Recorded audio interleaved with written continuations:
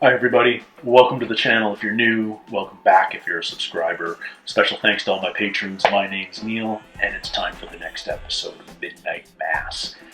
Mike Flanagan continues to surprise me. 2 episodes into this series, and don't forget it's only 7 episodes long. I didn't even think this was a horror show. And now that we're 4 episodes in, we've got a vampire story on our hands, which completely threw me for a loop because with Hill House and Bly Manor, I thought Mike was all about the ghosts. And we got set up with the ghosts right from the first episode of Midnight Mass, too, because Riley's been haunted by this vision of the girl that he killed in his drunk driving accident. Maybe we saw the Monsignor on the beach and that was his ghost or something. But no, this straight out vampire story. Except nobody's used that word. And Father Paul thinks that he had an encounter with an angel because that's the language of the priest. And Bev is willing to unquestioningly just cover things up because the church is the foundation of the community and we can't possibly have this scandal of the priest killing the town drunk who she hates anyway. So let's just hide the body and clean up the priest and everybody's fine. Let's just keep the town under our control.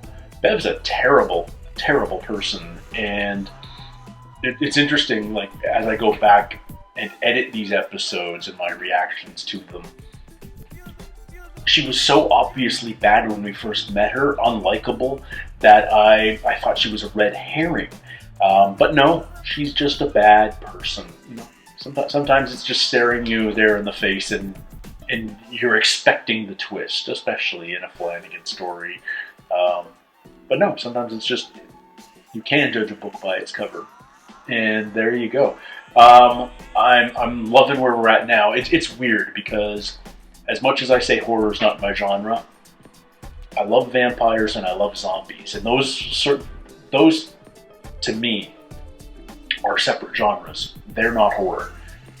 Let's not get into the whole zombie thing, which I love, but vampires, you know, they've traditionally been this supernatural way to tell stories about tragic romance and explore these ideas of immortality and maybe the tragedy that's attached to that immortality. But they never struck me as horror stories.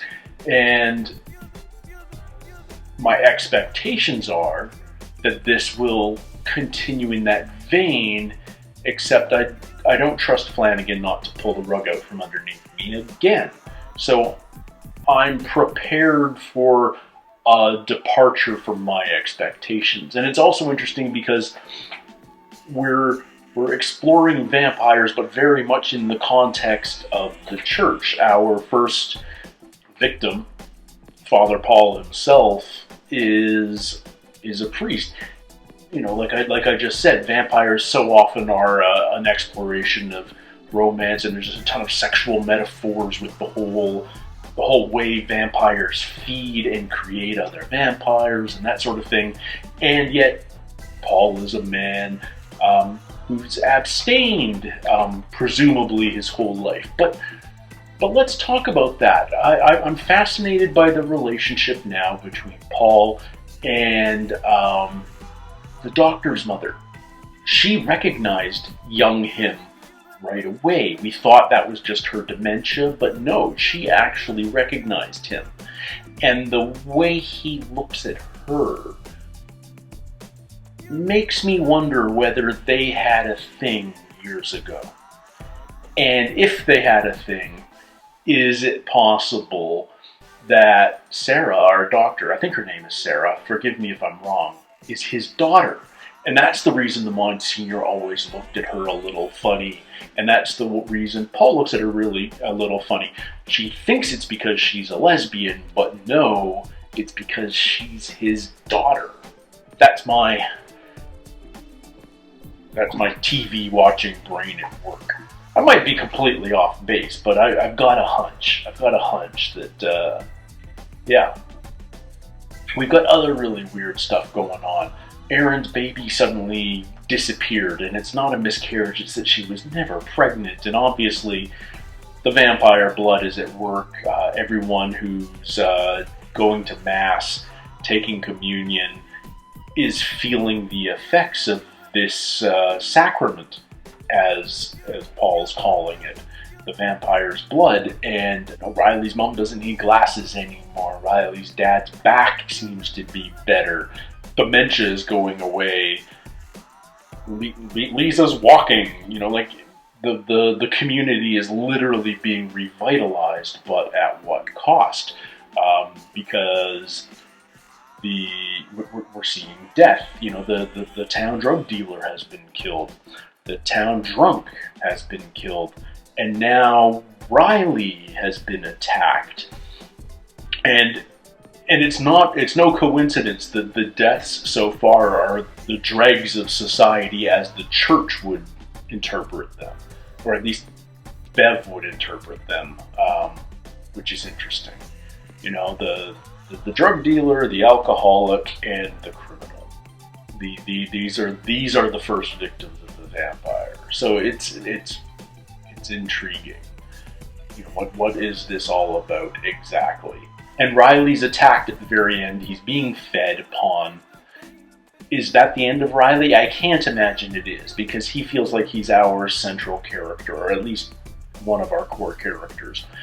So is he going to be turned, or what? Where does his story go from here? Because I wasn't expecting it. I thought there was going to be a group of holdouts, those who hadn't been taking communion for whatever reason, whether it was religious, like the sheriff, or whether it was because they weren't in a state of grace, like Riley, and they were going to be the holdouts against this growing vampire community on the island. But maybe this is going somewhere else. So I'm ready to jump into it.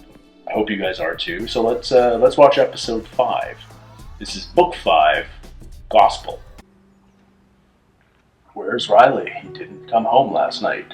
Oh, but they all thought he went off to go see Erin. What has happened to Riley? 2 nights in a row. We should talk to him. I just don't like not knowing what he's... He's an adult. He can find just a little comfort in his... Good for him. But Erin doesn't know where he is either. In a pile of blood. In the closet upstairs. She's looking younger. Most of those haven't seen the light of day in decades, but then again, neither have I. That aging makeup's coming off. Barely older than her daughter. I did my best. Do we know I who this did is? what I could, but I ain't perfect. Money's got to come from somewhere, and he puts food on the table. This is the drug dealer's mom? If you and these folks here on the island don't give 2 shits about a missing boy, well, then I don't know why you all keep lining up at church. Ma'am, I'm not Christian. You know what I'm getting at. Islanders always know. I had a word with Joe Colley. Talk to him again. Look, I don't think You Joe... That's going to be talk hard. to him again. Wait, you're saying every night? No morning masses at all? Oh, Dolly. what does she see? What? Look at... Oh, okay. It's a miracle. What a time to be alive. An age of miracles. A time of miracles. To be honest, I thought he was with you. Joe? Yeah. What happened to Riley? Is he just straight dead? I find that hard to believe. Sorry to interrupt. Oh, no, I was just tracking. 3 people miss What it can I do now. for you, Miss Green? It's not an official report because it hasn't been 24, 48 hours. I don't know how long. That's not how those rules And you're work. gonna laugh at me. Who? Riley Flynn? Did he say anything? Anything that you look at now, thinking back, that's off? Or... No, nothing. And what did you talk about the night before? Her miscarriage, but she doesn't want to talk about that. Okay. All right, his state of mind is important. Because when I go shaking trees... He's a good sheriff. What did you two talk about? Death. We talked about what happens when you die. Was he afraid of it? Intrigued by it, or...? He seemed fine. They say that about people who kill themselves. That they seemed fine. Yeah, it's true. So is his phone just still in the puddle of blood in the rec center? Well, it's not midnight mass, it's just 8 p.m. mass. This is interesting. So Sturge and the mayor are just kind of cool with this. I don't get it. Feeling better, Father? Special night, boys. Eyes up, ears open. That's the blood right there, isn't it? God gave you back to us, and I am so glad that he did, and that you'll be with us for what comes next. For what comes next? Good Friday. This is one of my favorite days of the year. Is Riley going to be missing for 3 days before he rises again? Jesus' suffering in this story, it isn't simply necessary. It is the price of eternal life. He has a few allies, and then more, congregation, and then more, and then God has an army. The Gospel of the Vampire. Make no mistake, it is a war. That's what an army is for. In the army of God, conscience is standard issue. There are many like it, but this one is mine. And there will be casualties. Yeah. Full Metal Jacket. And we must be soldiers.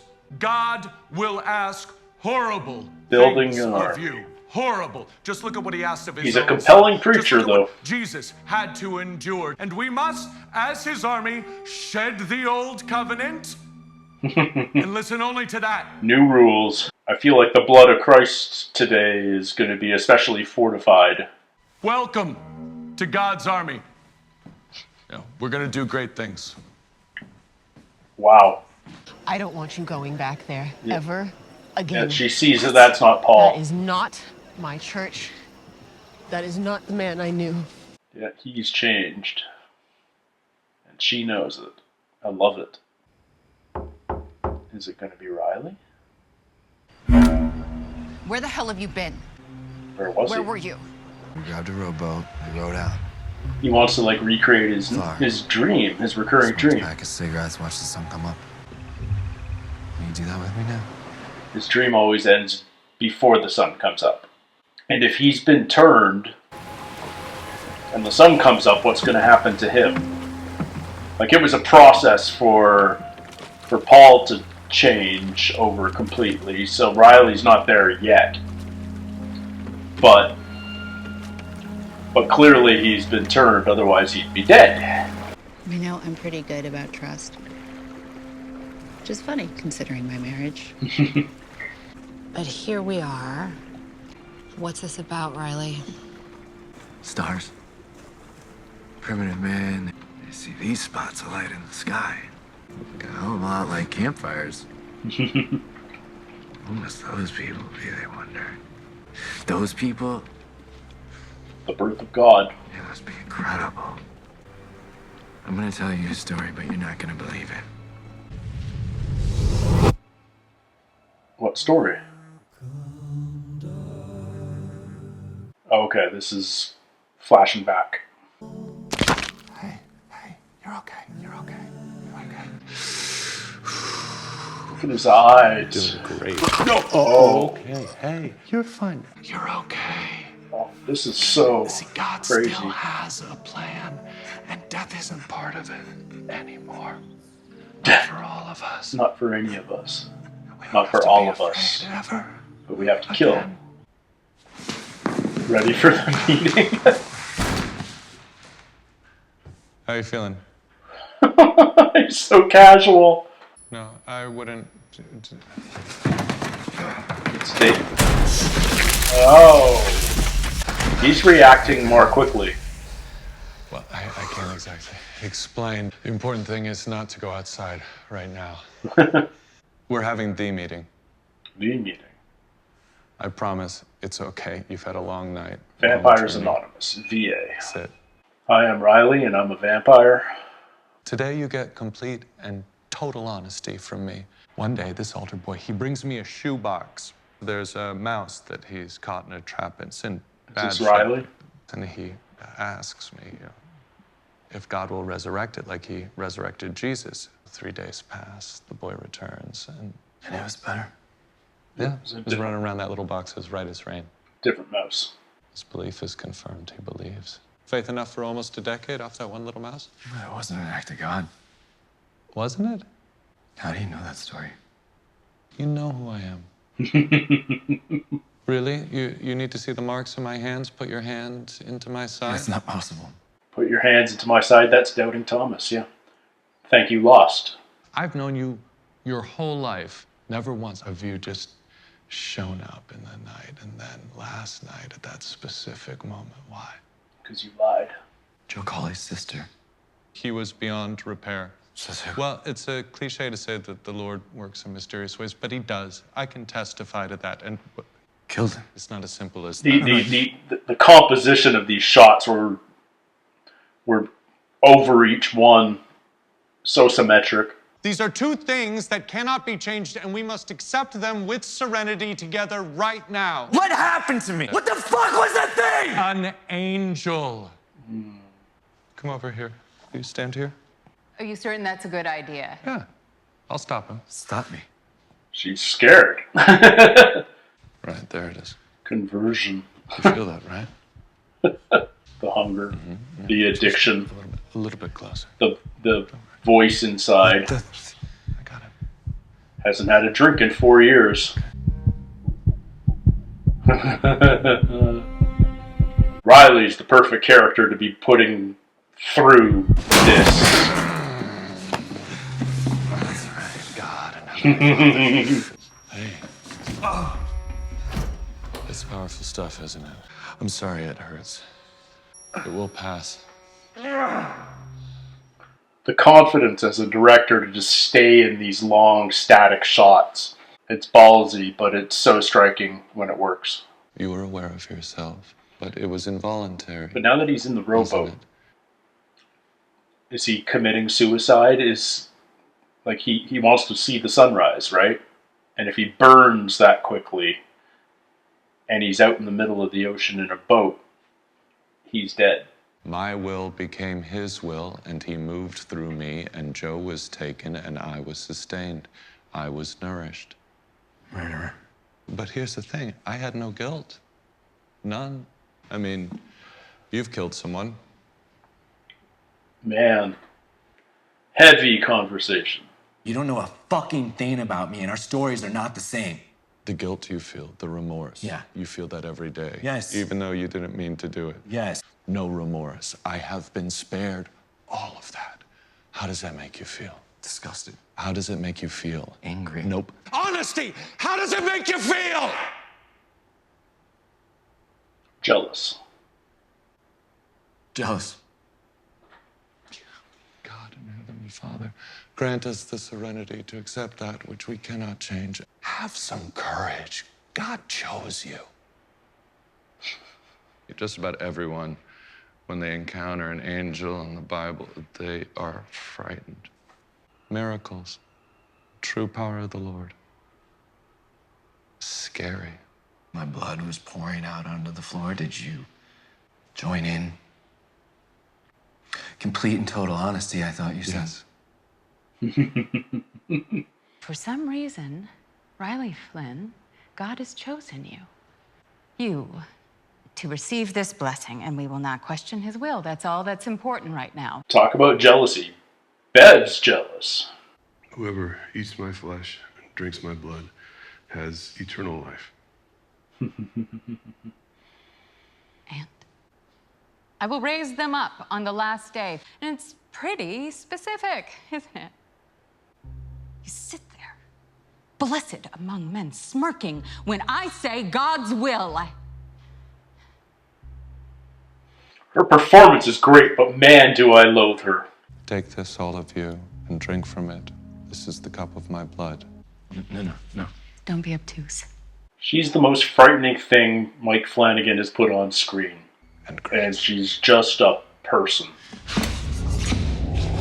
Your stomach full? Your purpose clear? Do you feel at peace? Praise be. Happens now. Now you can go. Just like that? I have faith in you. Would be an inspiration to all of us, to so many in those pews. Are you certain it isn't best he just stay here? Bev doesn't like being out of control. Whoever serves God's purpose for you, remember that it's a gift. So Paul is sending Riley out to turn other people. And Aaron would be probably high on his list, but is that what his purpose of the boat is, or does he want to kill himself? God chooses his vessels, Beverly. But if he tells people... What of it? That's what apostles are for. He's not going to go to Mass. We know that. The lights, the humming, things you'll see. They're doing the glowing pupils thing. It's great visual storytelling. Oh, I love that shot. That is not the man I knew.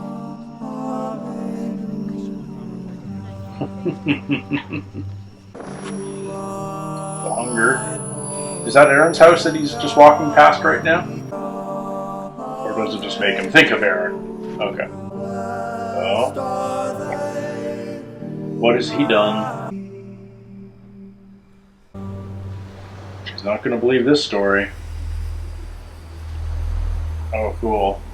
That's quite a story. He brought me out here where there's nowhere for me to go. To what exactly? I'm not scared. Not of you. Tell me what you need. I think he's going to kill himself. I brought you out here so I'd have nowhere to go.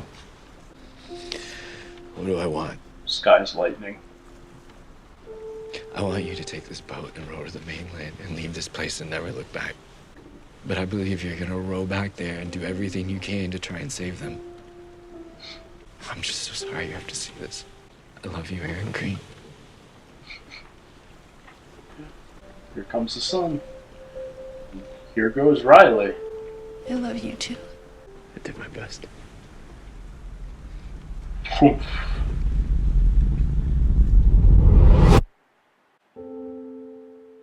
Oh, it's his victim. Yep. He's dead.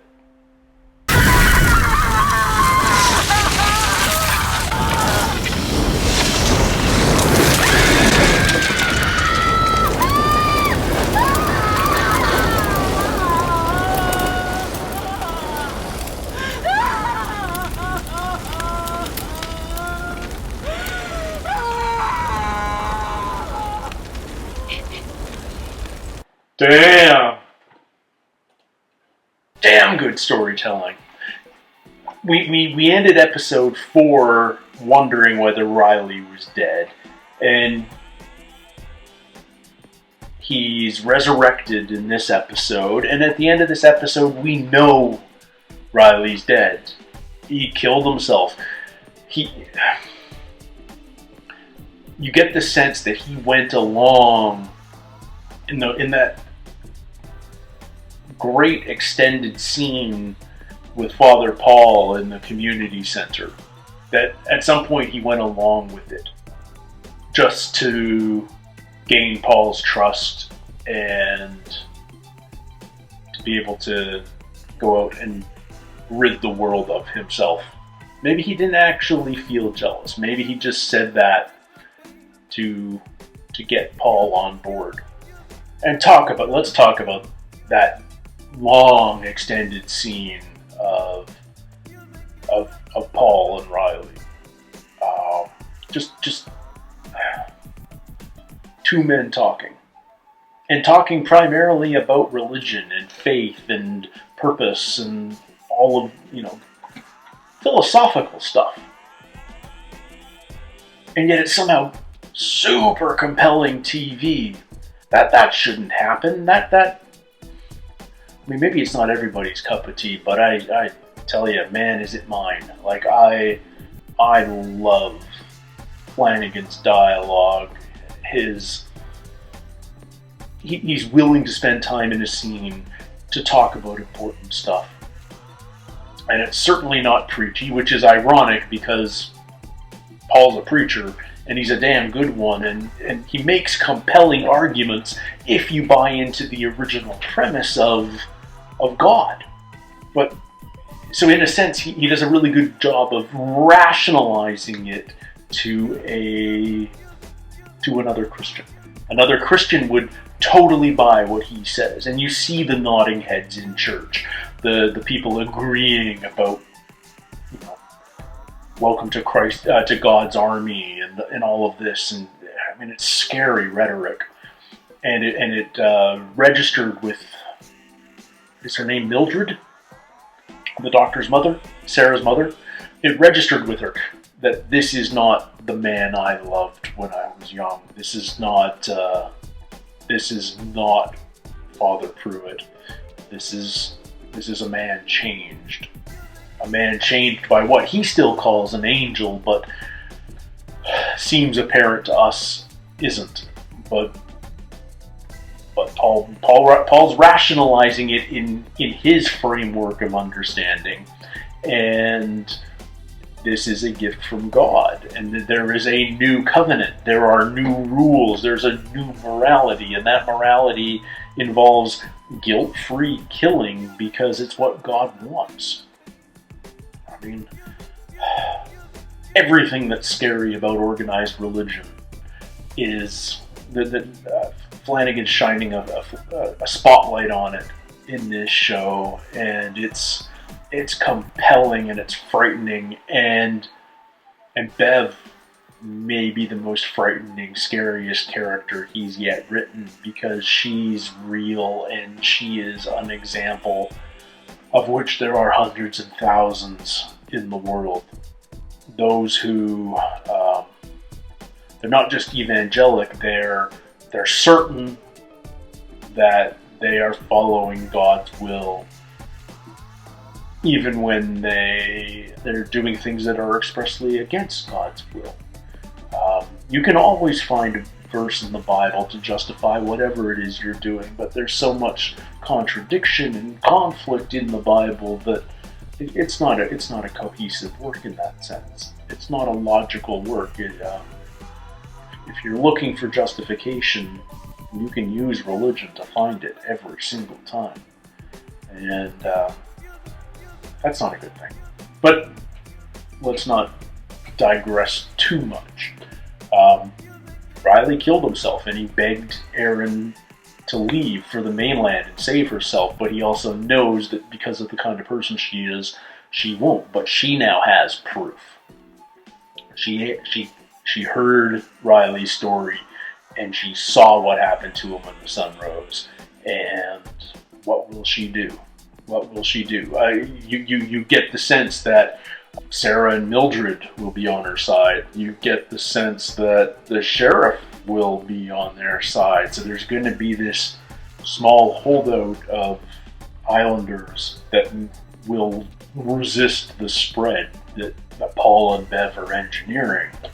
And what about Bev? Like, her contempt for Riley, even as he was the next chosen one, seems fascinating and so well played. Like, the actress is doing an incredible job, and I know that because I loathe her character so much. And yes, she's well written, but words on a page need to be performed well, and man, does she nail it. And it's with those silent grimaces, and you see her gears turning as she's biting her tongue or coming up with the best way of phrasing her question and trying to steer things, because she's had control of the religious community on the island for years, ever since Monsignor Pruitt's mind started to go. She's been the controller of the island. And now that Pruitt's back, young, revitalized, he's taking control, wresting it from her, and that doesn't sit well with her. And her jealousy of Riley was palpable. She wants to be turned, but it's not going to happen yet. It doesn't. Perhaps it will down the road, but it's not happened yet. And yeah, I'm fascinated. I'm really curious to see where this goes next. I don't know, but what a compelling story. Beautifully made, beautifully performed and written. It's just so good, so good. I'm having a blast. I hope you guys are too. Thank you so much for spending a little time with me today. I'd love to hear your thoughts about this episode and this series in total so far. And until next time, everybody, take care, stay healthy, and we'll see you soon. Cheers.